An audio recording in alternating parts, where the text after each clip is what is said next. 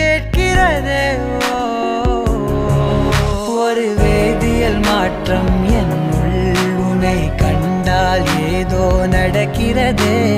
இடையில் ஊர்வலம் செல்ல என் விரல்கள் ஏனோ துடிக்கிறதே.